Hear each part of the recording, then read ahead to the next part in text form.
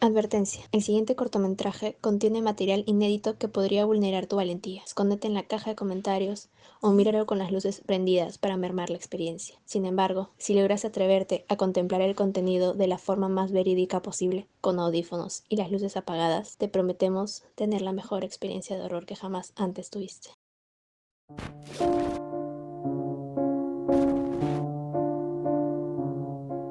Muy buenas tengan todos, querida comunidad del oculto. Mi nombre es Roberto y les doy la bienvenida a un capítulo más de Narrando Pesadillas.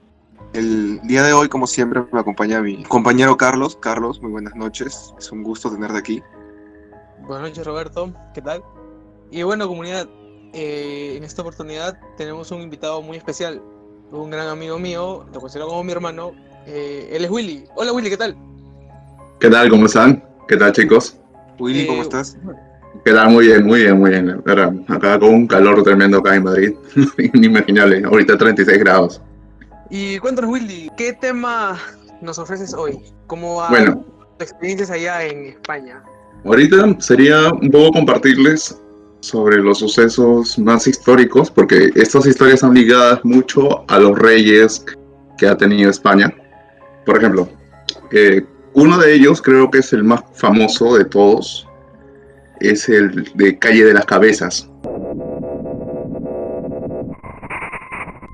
que actualmente se encuentra en el barrio de Lavapiés, que narra este suceso de que en el reinado de Felipe III es la historia de un sirviente que tenía demasiadas deudas, ¿ok?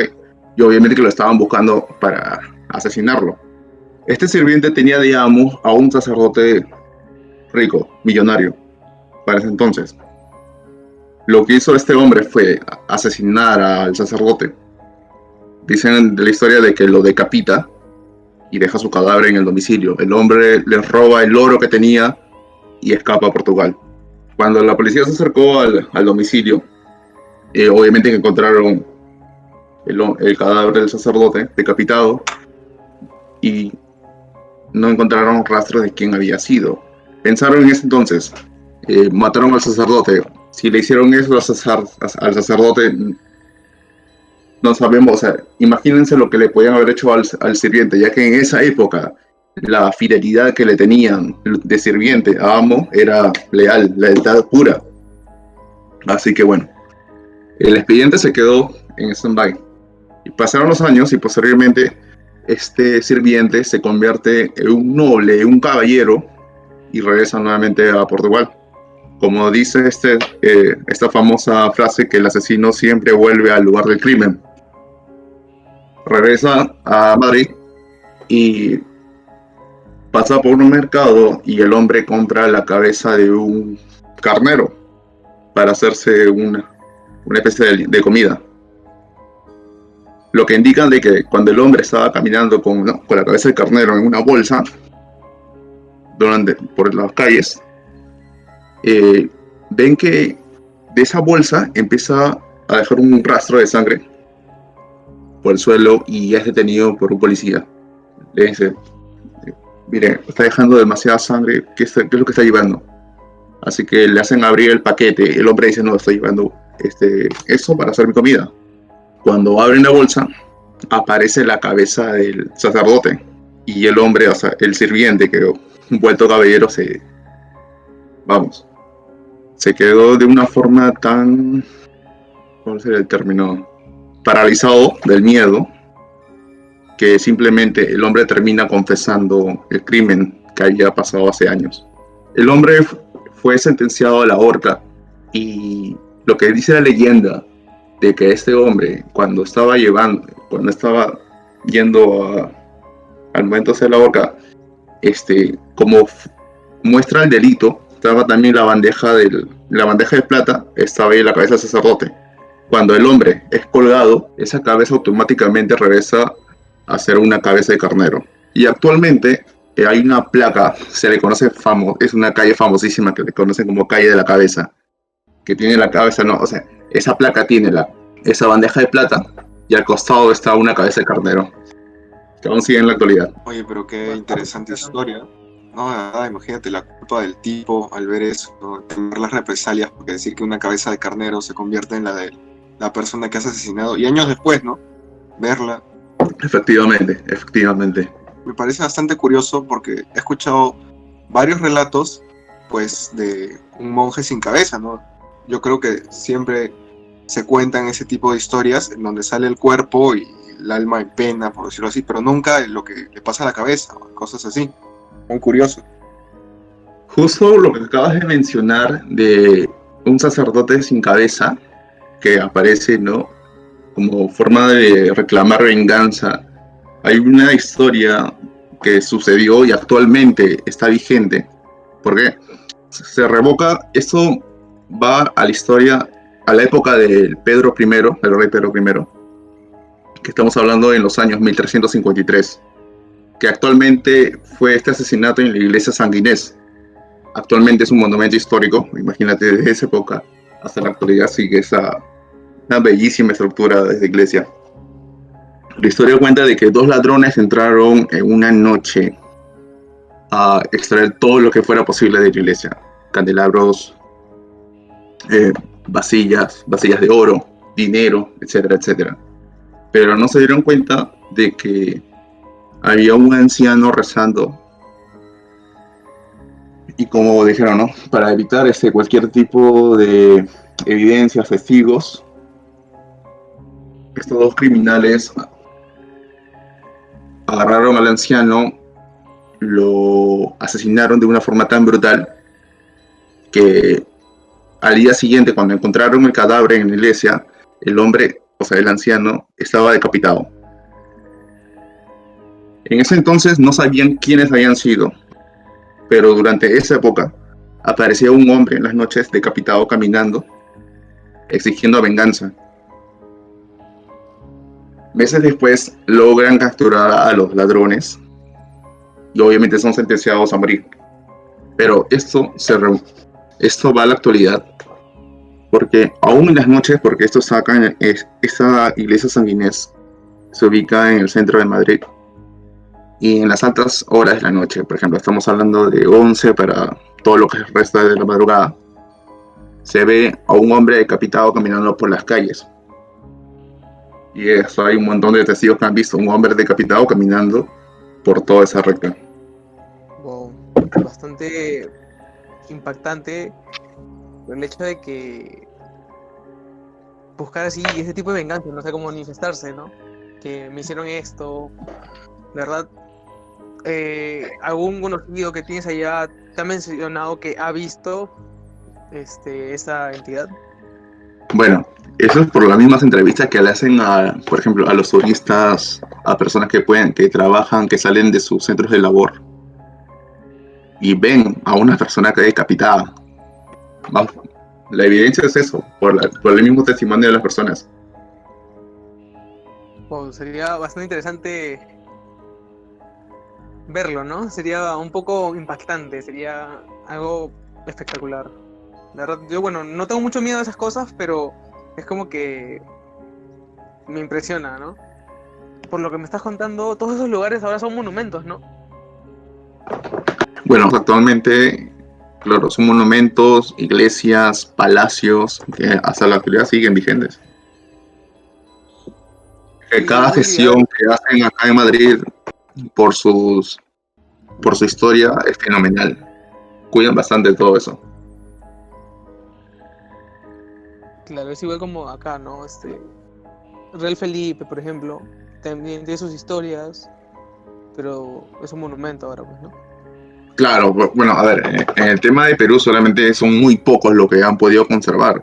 Por ejemplo, las calles de Centro Lima, que supuestamente habían sido todas edificaciones al estilo europeo, vamos, en la actualidad esas casas se están cayendo, todas se caen a pedazos. Sí, Ah, eso sí. Pero no quita que haya muy buenas historias en lo que es la Lima antigua. Ah, eso sí, para nada. Lima Antigua es muy exquisito en historias. Uf, es bastante extensa. Oye, ¿qué me Es dices muy de lo que es extenso. la Santa Inquisición de por acá? ¿Mm? Que no creo que se Justo, compare con la... Justo Roberto, a lo que comentas sobre la Santa Inquisición, también hay otra historia relacionada de lo que tengo a la Santa Inquisición. Bueno, Por favor, esto cuéntanos. claro, se da en la época de Carlos III, del rey Carlos III, que se caracterizó por ser el rey que realizó más construcciones en Madrid, todo tipo de monumentos, iglesias, etcétera, etcétera. En 1768 inicia la construcción de la Casa de Correos, que se caracteriza por tener una torre de reloj y se ubica en la Puerta del Sol. El rey le da todo el poder, vamos a decirlo de esta forma, al arquitecto francés Jacques Marquet, creo que así se pronuncia el nombre, Jacques Marquet, para que inicie con toda la etapa de la elaboración, ¿no? De la construcción de esto. Lo que indica la historia de que cuando los obreros españoles van de una vez a comenzar con todo eso, ven que demonios, así como está escrito, demonios se les presenta, indicándole de que esta construcción está maldita y que porque está maldita, esto le va a pertenecer a Satanás. Llegó un punto de que tanta era la presencia de los demonios en ese lugar, de que ni un obrero quería continuar con su trabajo y todos se lo reportaron al arquitecto. Vamos, o sea, el arquitecto vio que estaba maldito el lugar, así que el francés, muy inteligente, se contacta con la Santa Inquisición y bueno, contrata los servicios de un exorcista. De acuerdo a la historia, el padre que realiza el exorcismo a la casa de correo es el padre López. En sí, todos estos demonios eran los enviados de Lucifer. Y ha sido uno de los exorcismos más históricos porque en la actualidad está dentro de la iglesia misma. Está escrito como el padre López como uno de sus sacerdotes más históricos, como un héroe de la iglesia misma, de haber sido capaz de poder limpiar todo ese lugar y botar a todos los enviados de Lucifer nuevamente al infierno. Y posteriormente se terminó la construcción y en la actualidad la casa de correos es un tremendo monumento. Y mira tú, qué interesante, ¿no? Por el hecho de que sí llegaron a sacar a los demonios, ¿no? Normalmente esas historias no terminan bien. No, pero por eso el padre López se considera también como un héroe de la iglesia.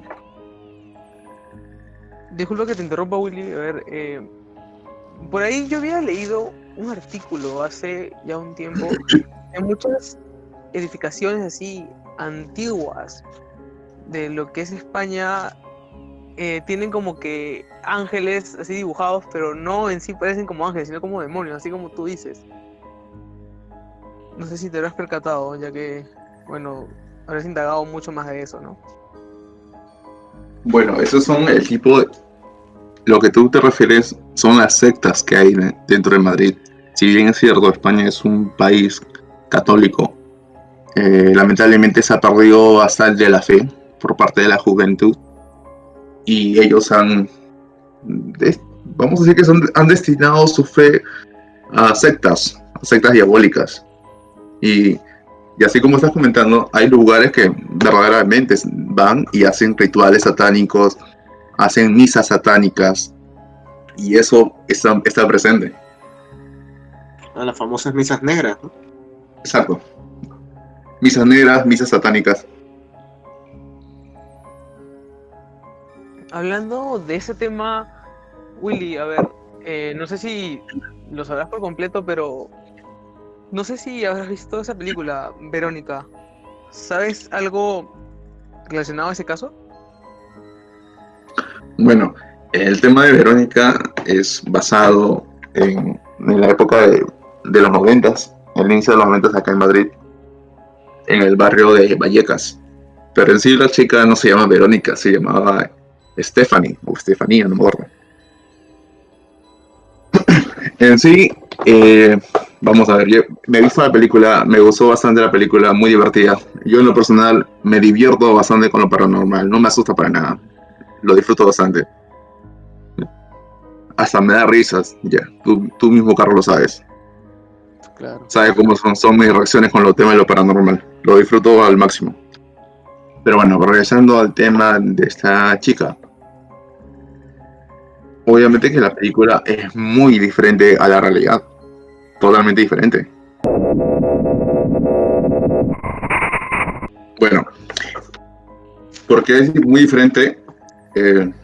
Porque primero, cuando esta chica empezó a jugar a la Ouija con sus amigas en el colegio, primeramente fue por un tema de que una de sus compañeras, sus amigas, su novio murió en un accidente, así que ellos agarraron el tablero de la Ouija para poder contactarse con el chico. Entra, supuestamente lo que indican que entra una docente y ven que están jugando a la Ouija. La docente agarra el tablero, lo rompe y al momento cuando jala el tablero, el vaso cae, pero el vaso tenía un humo, que eso lo dicen todos los presentes, y se le mete por las fosas nasales a Stephanie. Obviamente que rompieron el ciclo, no terminaron el juego. Y como se sabe que la Ouija tiene reglas. Si lo inicias, lo acabas. No lo puedes romper en plena sesión. Claro, si no se cierra, simplemente la entidad que invocaste, ya sea puede poseer o vagar por ahí, ¿no? Exacto. Y terminó poseyendo a esta chica. Bueno, en la película Verónica se ve que la chica muere en el departamento. Correcto. Claro. La realidad es muy distinta porque la chica muere en 1991. No recuerdo qué día era. En un hospital de asfixia pulmonar. O sea, imagínense, los doctores fueron un momento a recoger un expediente, revisaron y la encontraron muerta. Y cuando revisaron, declararon de que esta chica murió de asfixia pulmonar. Lo que indica Como si lo hubieran unos ahogado. días... ¿Perdón? Como si lo hubieran ahogado, digo. Perdón. Exacto, como si lo hubieran ahogado, exacto.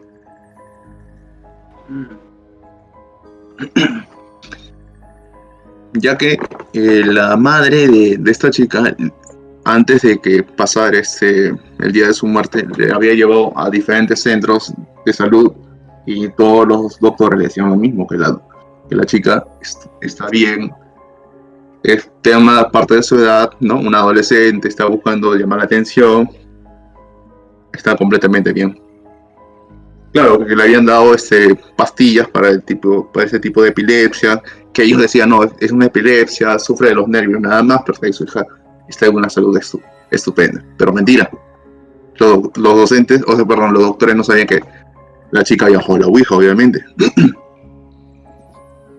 Bueno, lo que indica una de sus hermanas en una de las entrevistas que había visto, de que su hermana, en un momento que retoma la conciencia, le dice que esta noche no pasaba y es el día de su muerte.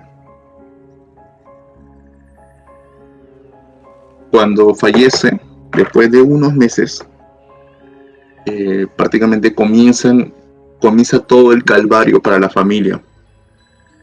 Estefanía o Stephanie, de acuerdo a lo que indicaba, decía que veía a un hombre, la silueta de un hombre que le estaba buscando y se le quedaba parado viéndola. Que le estaban llamando, que se aparecía bastantes tipos, un montón de siluetas agarrados la mano, llamándoles y siempre siendo acosado por ese hombre. Muere la chica, todo esto lo que la chica vivía, la familia lo empieza a vivir. De las siluetas, de que les empiezan a hablar por la oreja, de que les empiezan a llamar, de que les empiezan a lanzar las cosas, que los crucifijos salen disparados, se invierten y el Cristo sale volando. En esta época de los 90, los cuadros donde uno introducía las fotografías, lo ponías y no sabrías hasta que tú rompías el cuadro. ¿Correcto?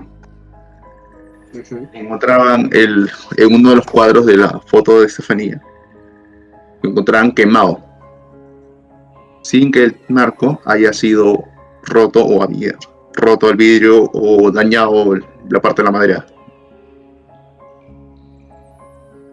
Y bueno,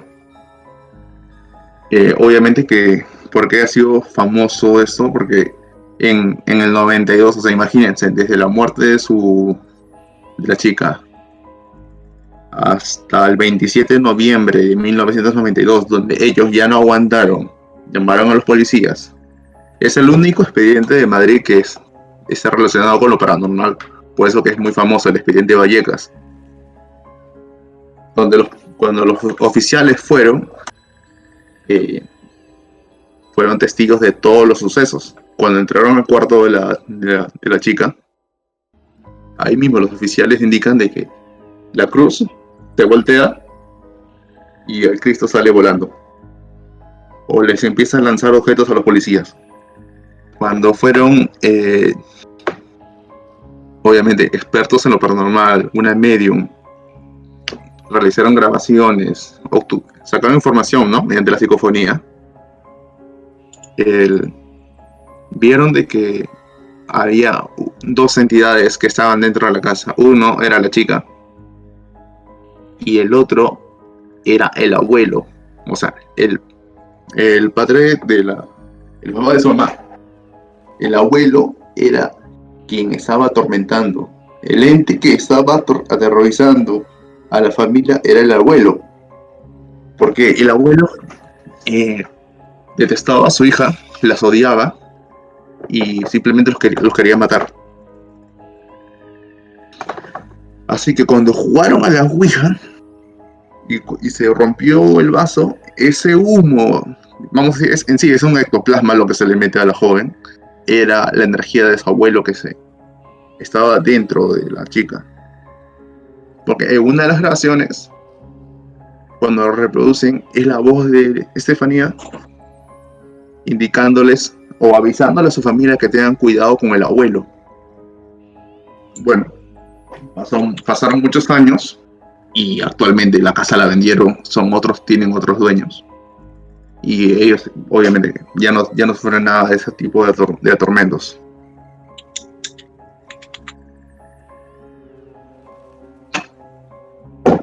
Es un caso bastante fuerte, ¿no? Y bastante peculiar, por decirlo así. El abuelo, todo queda en la familia. Exacto, todo quedaba en la familia.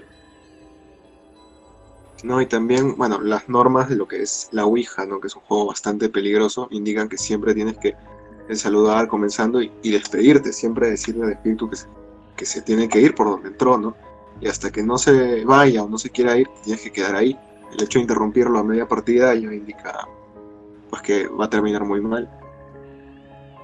Es que el tema de la Ouija, sesiones de espiritismo, todo tiene reglas y si uno va a hacerlo, tiene que saberlo.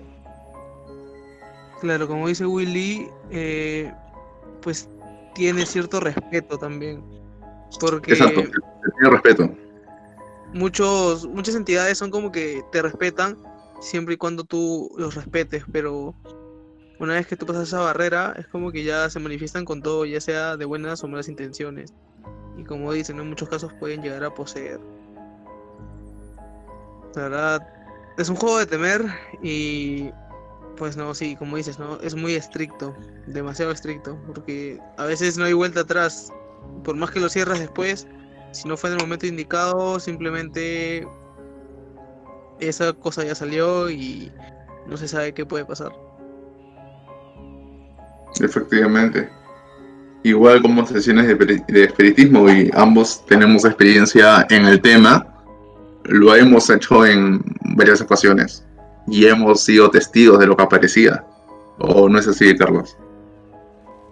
Sí, la verdad fue una ocasión bastante única, bastante inolvidable, porque había como que una atmósfera bien tensa y siempre y cuando teníamos que como que prender la luz, ¿no? De vez en cuando, para sentirnos más cómodos, porque se sentía muy feo el ambiente.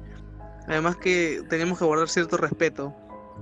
Todas estas experiencias, todas estas cosas que nos cuentas, me parece que no son el inicio, ¿no? De tu, ¿cómo decirlo? De cómo te has adentrado en este tipo de mundo, ¿no? Todo oculto, ¿no? Este tipo de experiencias, de cosas.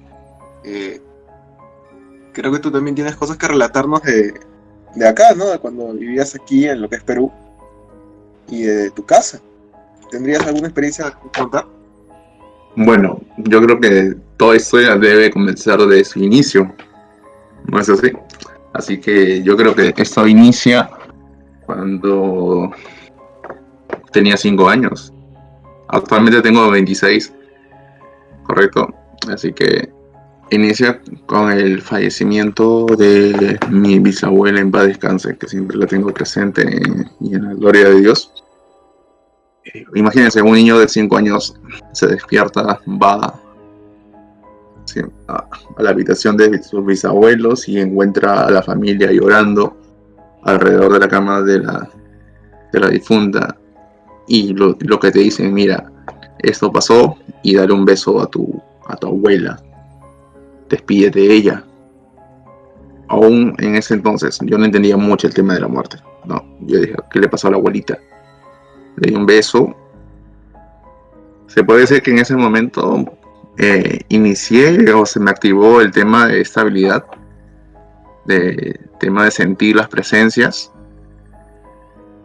Y pues después del entierro y todo eso, eh, empecé a ver las primeras apariciones. Obviamente era el alma de mi bisabuela, que cuando en ese entonces yo estaba viendo televisión en la sala, la veo a mi bisabuela salir de su cuarto, como siempre, caminando por el pasillo y dirigiéndose al comedor.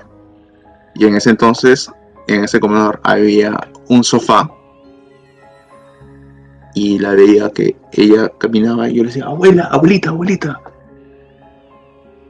Y yo estaba feliz porque decía, ay, mira, entonces siempre estaba acá en la casa. Yo la veía y la señora se sienta en el sofá y estaba viendo televisión, o sea, se sienta a ver televisión. Y yo le digo a mi madre, mira, está acá ese mamá Rosa, de cariño siempre le decíamos, casa de la abuela. Y mi madre me dice, no, no es posible, ¿cómo lo vas a ver si se había fallecido? Acá está, lo estoy viendo, no ves que acá está viendo televisión, acá con nosotros. Y eso es el inicio de tantas cosas que me han podido ocurrir a lo largo de mi vida. Pero yo creo que ha sido bonito nuevamente poder ver a mi bisabuela en ese entonces. Sé que de una forma me protegen siempre, al igual que mi bisabuelo, que lo quiero bastante.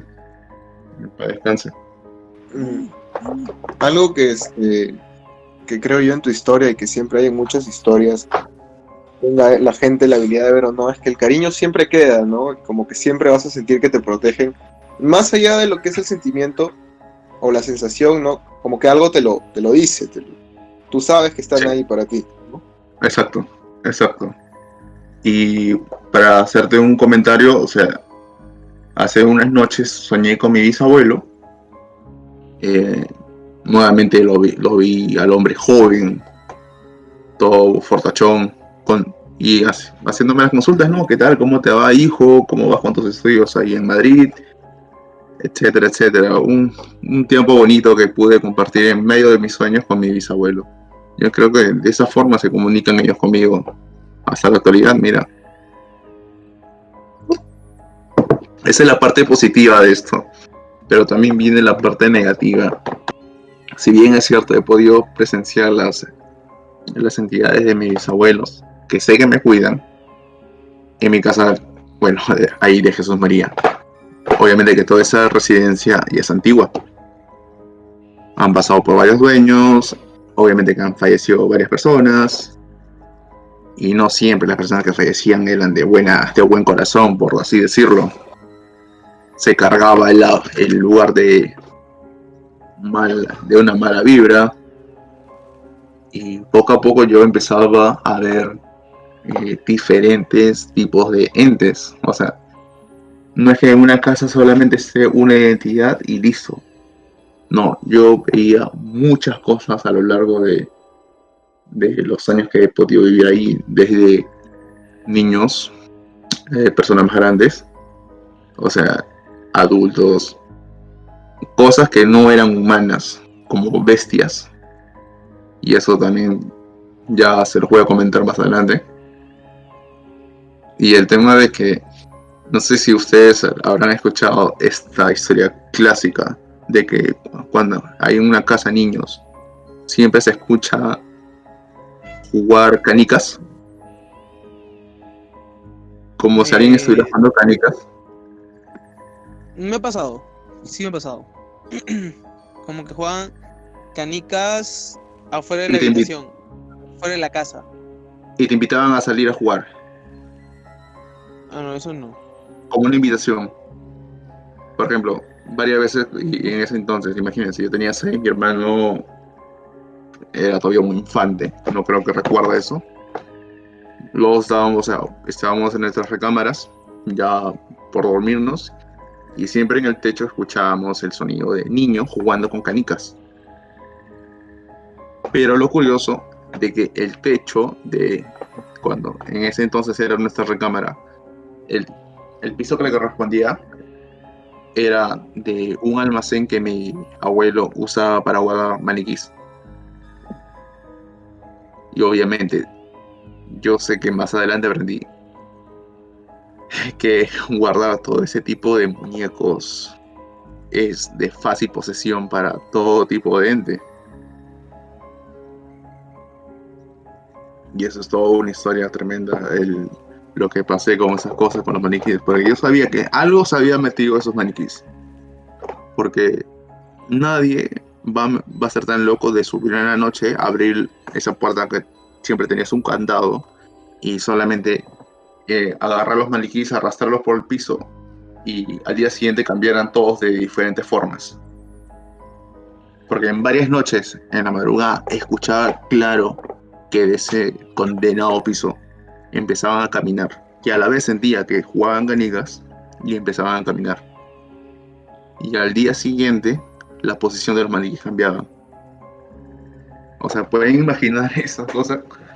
O sea, mis padres estaban durmiendo, sedados prácticamente, no sentían nada.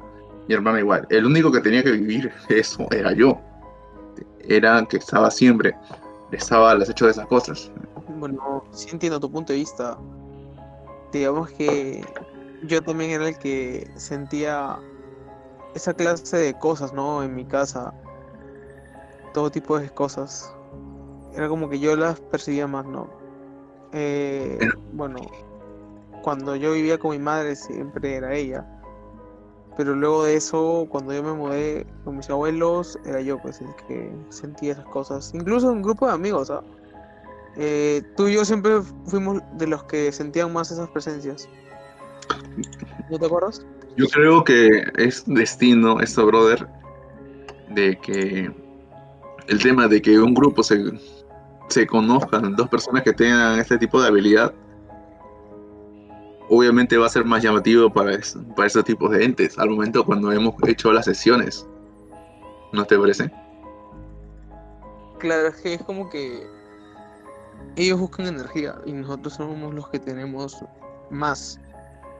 Claro, imagínate, en medio de la oscuridad, imagínate que para hacer una analogía, nosotros somos una velita y se prenda otra velita, va a ser llamativo para ellos y van a acercarse a esa luz. De una forma van a querer contactarse, van a querer comunicarse por medio de nosotros. Y esa noche que hemos hecho esa sesión de espiritismo en mi casa, la cual tú estabas liderándolo, porque Acuérdate que esa vez no podía hablar porque me tenía laringitis, pero de todas Sí. maneras participé porque me encantaba el tema. Eh, Vamos a ver, dales un poco el inicio de todo.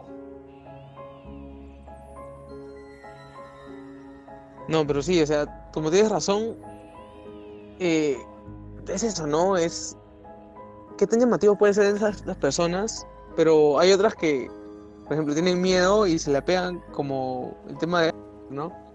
Que estuvo muy nervioso, muy temeroso, se veía el más débil y como que le hablaban, ¿no? A él. Efectivamente, cuando hicimos la grabación, y por eso nuevamente resalto el tema de las bestias, cuando lo mencioné anteriormente. ¿Por qué? Porque en una de las grabaciones que hicimos, se escucha claramente de que se acerca algo al micrófono y empieza a olerlo y a hacer como si fuera un perro. Lo mismo que hace un perro al momento de olfatear un objeto y comienza a respirar así. Era lo mismo, pero se sentía con una agresividad y eso Carlos también lo escuchó y es testigo de eso. Posteriormente, cuando comenzamos con las preguntas y le exigimos, o sea, Carlos le hace la consulta, ¿no? De por qué estás acá, qué cosa es lo que quieres, por qué no molestas, nunca respondió nada de eso. Pero cuando le dijeron del grupo a quién querías, estaba reclamando el nombre del compañero, efectivamente. ¿Por qué? Porque estos espíritus buscan una forma de alimentarse del más débil, del que tenga el espíritu más débil en el lugar. Pero Bastante. como sabíamos manejar la situación, porque muchas veces en esos casos lo manejan gente inexperta, gente que piensa que es un juego, que no le tienen su respeto debido a estos temas, se les sale de descontrol y sabemos los casos que han pasado, de posesiones, de que la gente termina loca, de que las personas salen con un trauma, que la casa termina poseyéndose, etcétera, etcétera. Pero en todas las sesiones que hemos podido hacer, nunca ha pasado nada, siempre ha estado bajo control. O, o no, Carlos. Bueno, por suerte, el lugar se ponía tenso, sí, se ponía bastante tenso, bastante oscuro, porque de verdad tomaba otro tono, ¿no? El ambiente, pero nunca se salió del control, nunca como que se manifestó de más, no, nunca, nunca. Claro, Pero o sea, durante la madrugada la temperatura bajaba más de lo habitual, y eso que en Lima solamente llega a 13, 14, tranquilamente se podía. En ese rato sentíamos una temperatura inferior a los 10 grados, ¿correcto? Cuando claro, hacíamos las fotografías veíamos todas esas cosas que salieron, y yo creo que uno de los más hechos que siempre se nos va a grabar eran las caras que salían y la silueta de ese hombre que empezaba a caminar a lo largo de la casa. Vaya, en serio, toda una pasada. anécdota que te haya marcado así. Cuando tenía más o menos en el rango de 10 a 15 años. Ya para ese rato tenía más bajo control el tema de lo paranormal. Y durante esa época yo frecuentaba bastante el domicilio de mis primos, que hasta en la actualidad se encuentran viviendo en San Juan de Miraflores. Siempre fin de semana me iba a pasarla con ellos. Podemos decir que en una de las tantas visitas había fallecido el padre de mi tío. Y obviamente cuando llego no se encontraba mi tío. Y me dijo, no, falleció el señor. Bueno, en ese entonces el segundo piso de su casa de ellos estaba aún en construcción. Y bueno, teníamos que compartir cuarto yo con mi primo Jorge Luis. Y aparte, mi primo Ronald ya tenía su cuarto, ¿no? Así que en la noche, ya a altas horas de la noche, después de terminar, ¿no? Estábamos jugando un rato ahí en la sala y le digo, ¿sabes qué? Ya voy a ir a dormir. Te dejo la puerta abierta para que tú entres. Porque, o sea, no, o sea, estaba en construcción y teníamos que acomodarnos como fuera posible. Así que entro, listo, a la cama. Habrá pasado, creo que una hora y media más o menos, de lo que ya estaba yo ya descansando, diciendo de que una persona entra. Y más o menos me despierto un poco y dije, me despertó, dije, debe ser mi primo, bueno, ya va a descansar. Ya, sigo echado. Y veo que empieza a caminar alrededor de la cama y se para al frente. Delante de la cama estaba parado. Solamente vi la silueta de una persona y dije, qué raro, bueno, no le di mucha importancia. Se sienta y me aplasta los pies. Yo le digo, ahí sí veo, me está molestando mi primo, en serio. Le meto una patada, o sea, así echado, estiro para dar una patada. Le digo, Jorge, ¿sabes? No me molestes, quiero dormir. Y esa cosa se levanta, yo cuando giro, siempre todo el rato mi primo ya estaba descansando a mi costado. Le veo fijamente a ese ente y sale por la ventana. Y se va para la casa del vecino. Yo le digo, lo despierto rápidamente. Le digo, mejor le eso pasado. No había nada. Obviamente, que íbamos a ver, en todo estaba oscuro. Pero no me percataba lo que me había dejado en la pierna. Al día siguiente despierto y veo unos arañazos en mi pierna. 3 arañazos, como si fueran. Y esos arañazos eran constantes cada vez que podía ir a la casa de mis primos y poder pasar una noche ahí. Y no solamente era en ese cuarto, podía descansar en el cuarto de mis tíos, en el cuarto de mi prima, en la sala, no importaba el lugar donde iba yo duerma. Al día siguiente despertaba con arañazos en la pierna.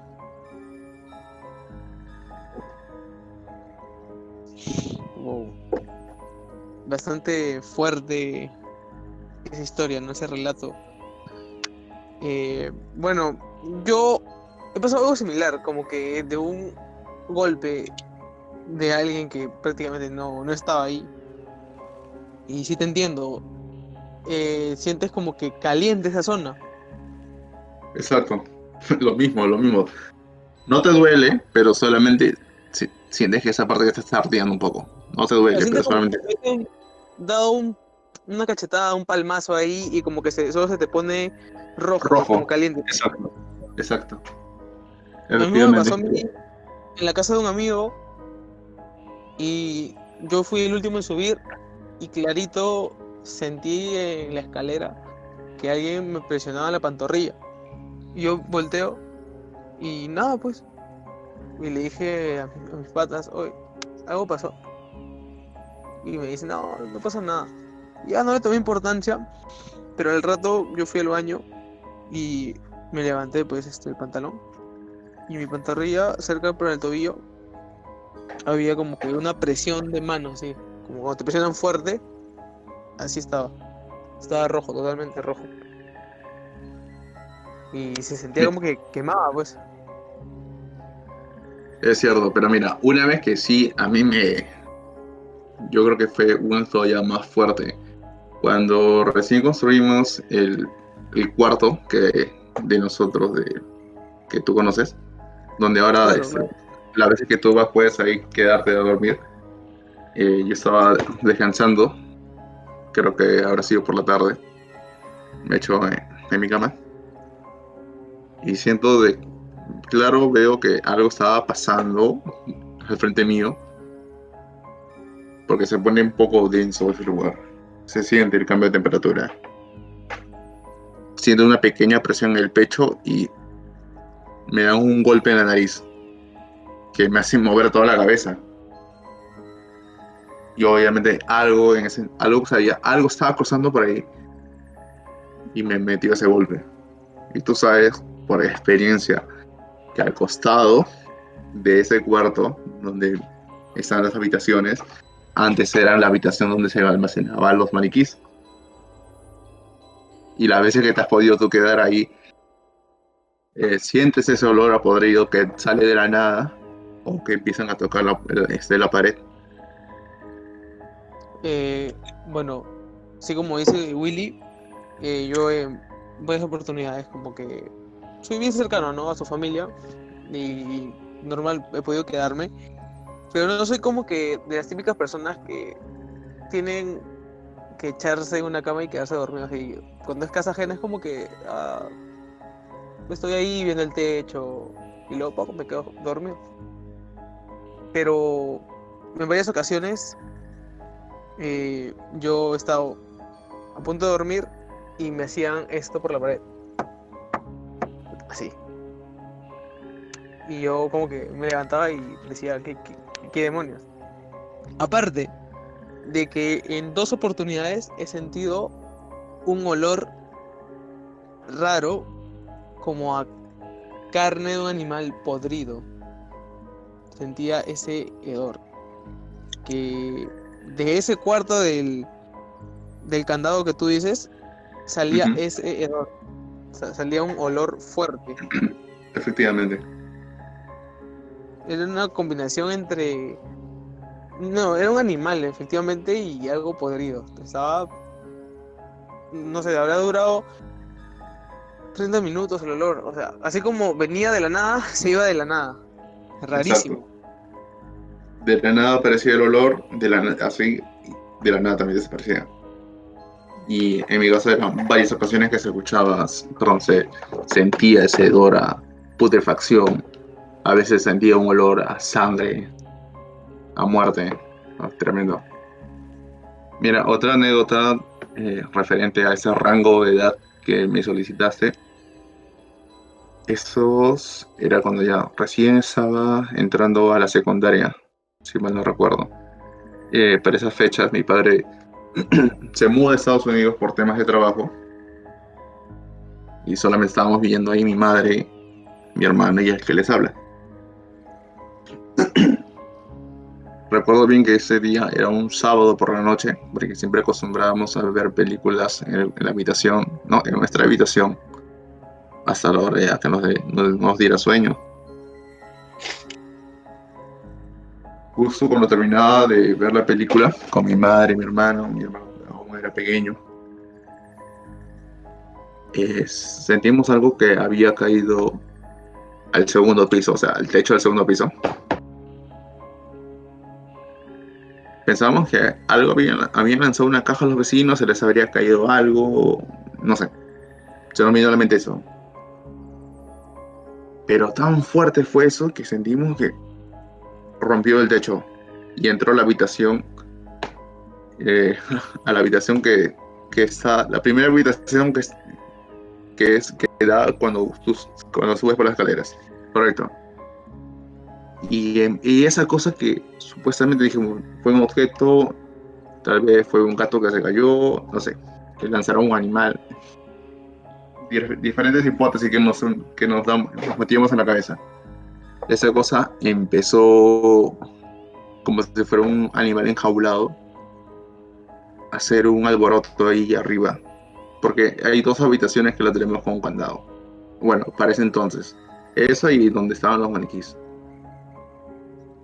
Y esa habitación siempre está con candado hasta la actualidad. No sé si aún lo tendrán con candado, pero hasta el momento que yo me mudé, siempre está con candado.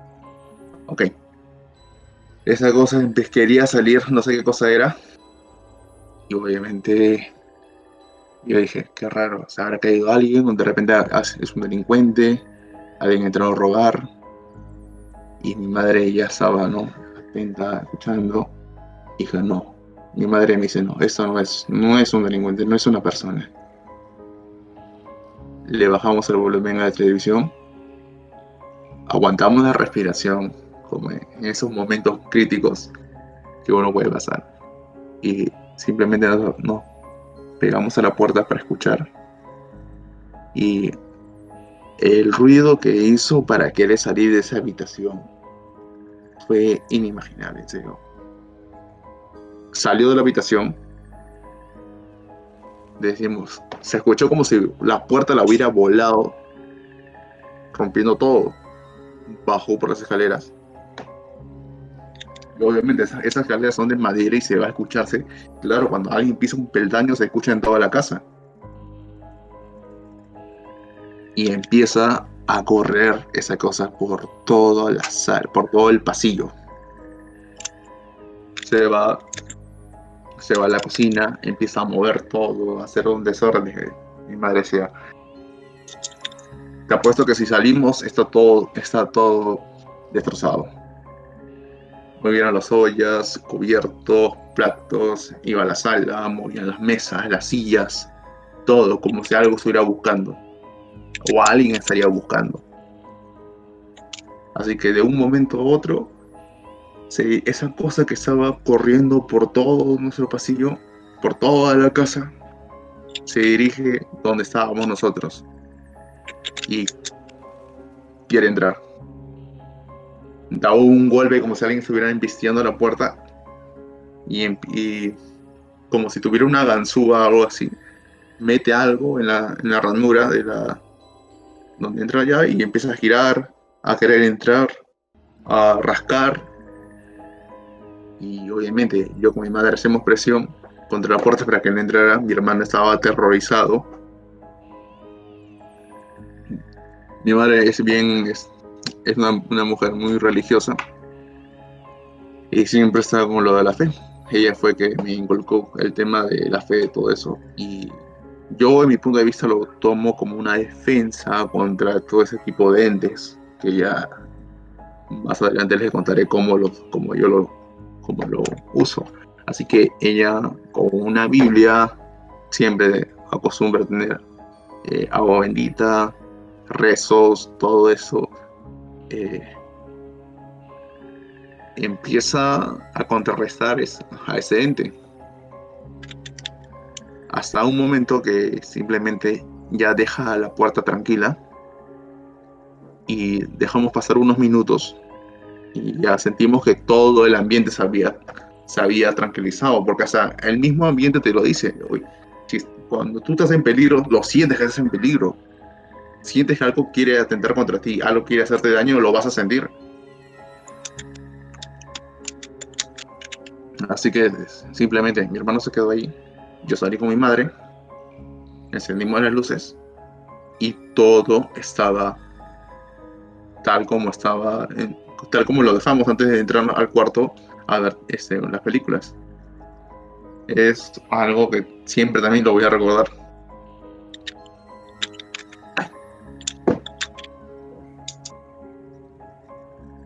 Bueno, Pero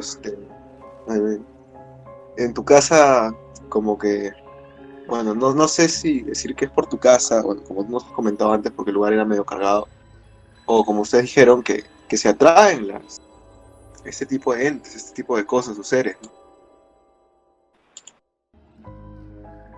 Muy Yo curioso. creo el tema para ese entonces,